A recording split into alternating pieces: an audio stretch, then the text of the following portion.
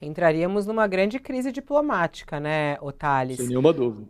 É. E a gente vai até aqui ao longo do dia tentar entender um pouco de quais são os limites dessas decisões de Javier Milei diante desse tratado, como o próprio Josias falou, né? Qual é a sua expectativa para a reação de Milei, Thales? Olha, o Milei é louco, ele pode fazer qualquer coisa, ele pode agir em qualquer direção. Uma hora ele beija a mão do Papa, outra hora ele chama o Papa de demônio. É o Milei, pode fazer qualquer coisa. Agora, o que há nessa história de curioso é que você tinha. Você conhece aquela história do sujeito que foi tomar conta das tartarugas e deixou elas fugirem, né? Nós tínhamos 69 tartarugas inocentes, segundo os bolsonaristas, né? É, mas para a Polícia Federal tomar conta. E elas fugiram, fugiram. Então a Polícia Federal tem que dar explicação, primeiro, sobre a vigilância dessas tartarugas que fugiram.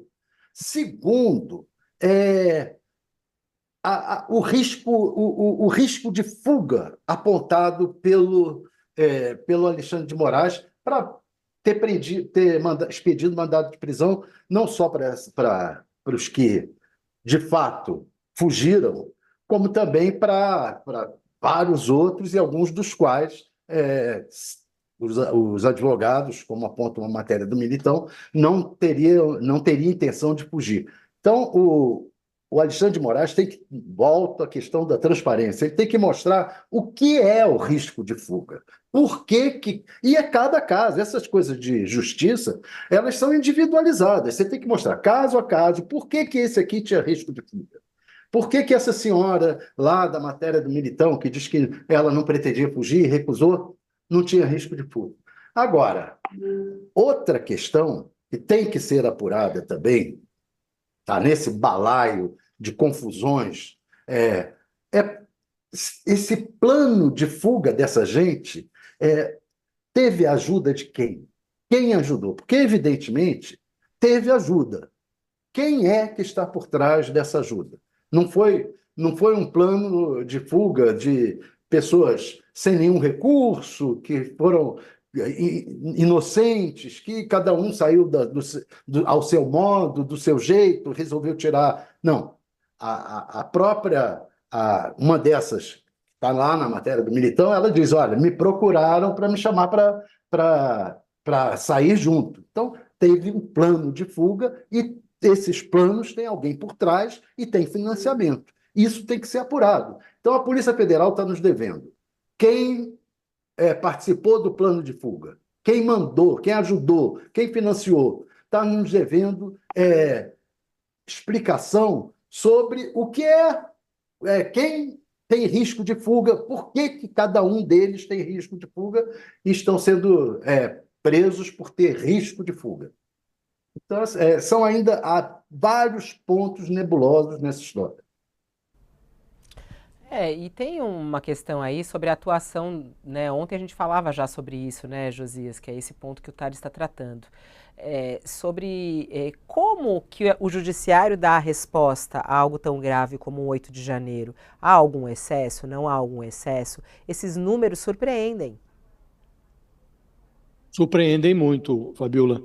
E, evidentemente, quando você está diante de um caso assim, então, é preciso usar as palavras como as palavras adequadas, né, para cada caso. Aqui, essa fuga, e agora a Polícia Federal está dizendo que há 65 desses encrencados, alguns até já condenados, esses encrencados do 8 de janeiro que fugiram para a Argentina, isso, num português claro, é um grande vexame para o Supremo Tribunal Federal, para a Polícia Federal, para todas as autoridades que estavam sob a responsabilidade da guarda desses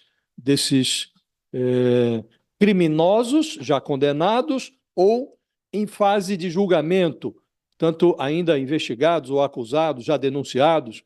Então, era uma gente que estava com tornozeleira e como é que você não consegue vigiar? Então, é um grande vexame. E a resposta a esse vexame, que pode se tornar ainda maior, imagine se amanhã o governo brasileiro formula, já está demorando a fazê-lo, mas vai formular o pedido de extradição junto ao governo da Argentina, imagine que o Javier Milei negue a extradição. Então, o vexame será potencializado. Então, farejando o cheiro de queimado, esse risco de potencialização do vexame, foi que o ministro Alexandre de Moraes expediu aí esses 209 mandados de prisão. É muito mandado de prisão, né? Gente que já deveria estar sob monitoramento, né? Alguns, inclusive, estavam ou com tornozeleira ou com ordem expressa para se apresentar semanalmente à justiça. Então, como é que não conseguiram controlar essas pessoas todas, hein? Quando você expede tantos mandados de prisão e não foi divulgada nenhuma decisão do ministro que especificasse caso a caso, que delimitasse as responsabilidades de cada um desses personagens que se deseja ver atrás das grades, fica sempre a dúvida: será que houve excesso? Não houve excesso? Então, um vexame, Fabiola, levou a uma reação muito grandiloquente. E é preciso zelar para que essas reações que o ministro, o relator, o Alexandre de Moraes, não pese a mão em reações desse gênero. Então, cabe à polícia ou ao Ministério Público, sobretudo, que acompanha, que deve acompanhar o processo, vigiar para que não se cometam excessos, né? Agora, a decisão do Alexandre de Moraes, isso é que é essencial frisar, ela nasce de um vexame. E o vexame foi protagonizado pelo Estado brasileiro, aí compreendido como Estado lato sensu, né? O Judiciário, a Polícia Federal, o próprio Ministério da Justiça, que não conseguiram vigiar pessoas que deveriam estar sob vigilância. Havia determinação para que essas pessoas estivessem sob vigilância. E houve, evidentemente, método nessa fuga, que não reúne mais de 60 encrencados para vamos fugir para a Argentina. Isso não é um movimento espontâneo, evidentemente houve coordenação. Então cabe à polícia, a essa altura, verificar quem está por trás. E também, Fabiola, nós estamos falando de algo que já está nas manchetes há algum tempo, né?